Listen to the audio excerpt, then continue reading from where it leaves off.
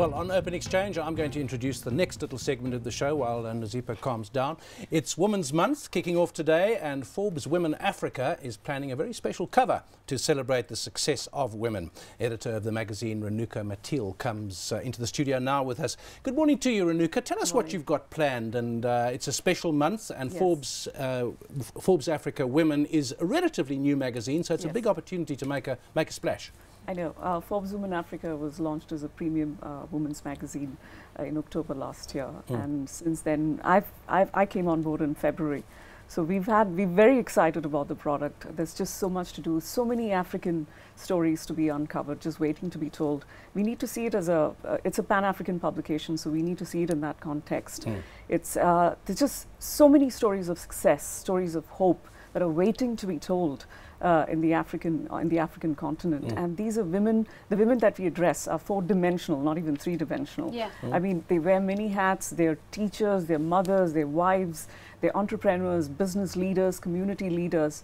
And what a great way and a great platform to say those stories, really. And I think in a roundabout way, you've answered the question that I wanted to ask you next. And those are some of the covers that you've had so far. And my question was going to be, how difficult is it to find big business stories around women in Africa? Because oftentimes you say we want to celebrate women, and the response that you get is, well, where are they? But you're saying that they're there and the stories are bountiful.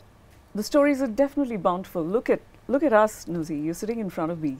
You're successful, you're African, you're a woman. Remember that. So I personally think, I mean, the 5 months that I've been on board with the magazine, it's been tremendous. I mean, I traveled to Rwanda, you know, even in the heartland of Africa. If you see, I went on a field mission with UN Women with Dr. Fumzile, and rural women folk in their bright, colorful costumes, you know, turning tomatoes into cash. They have savings bank accounts, they're empowering their families, themselves, sending their children to school, and they're empowering their communities. Isn't there also, there's a lesson beyond women, if you like, and there is that it's been pointed out in many households where women are who look after the money, the households are run better. They multitask more and so on.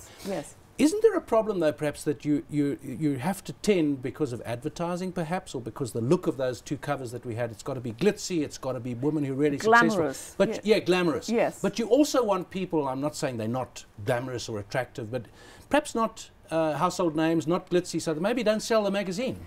Well, the way I look at it, it's Forbes Woman is a capitalist consumer magazine with a socialist heart. So you're looking at one segment of successful entrepreneurs, business leaders, but they also, I mean, I think women are by nature, they want to give back. They have this creative, inspirational side to them. So when you address that segment of women, what you're also doing is they're going to be talking, they're going to be empowering another community, they're going to be empowering these underprivileged women as well. So you're addressing both sides of the spectrum, really. And of course in South Africa, the month of August is just so significant, because this is the one time where we really amplify women in our societies and what they're doing. What are you doing, what have you done with the cover to try and amplify the significance of the month of August and women? Well, what we did, I mean, this is a cover, it's a really striking cover. That's one of the ones we saw up just now. Yes, it's out next week. It's the August-September issue.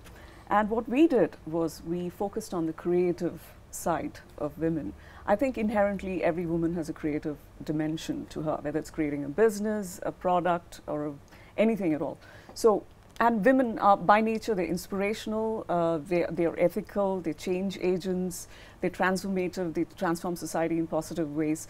So we looked at the creative, we wanted to celebrate the creative spirit of Africa. And Ntantang Liza, who's on your cover, is possibly one of the biggest creative stars on the continent, because her music transcends all the way to West Africa. You go into Kenya and you hear a Mafiki Zolo song, and you're almost even defying a bit of what would be expected from a Forbes cover, because she's a music artist, but not necessarily a gazillionaire. Well, our focus for Forbes Woman is not just wealth, it's also influence. We have to talk about women who have very powerful stories, and she is just an example of that. She's not just a style icon, she's not a song singer, she is also an entrepreneur. She's a fashion entrepreneur, she's a style diva, she has her own clothing brand called N in Vintage. She's launching a men's line. And she has a very powerful story to say. She's undergone several trials, tribulations, and tragedies, and look at where she is. She's riding a wave of popularity, and I think she's broken every stereotype in the book. Well, it's a fascinating story, and we've just scratched the surface at the start of Women's Month today. Yes. Thanks to Renuka, who has come in. She is the editor of Forbes Woman Africa.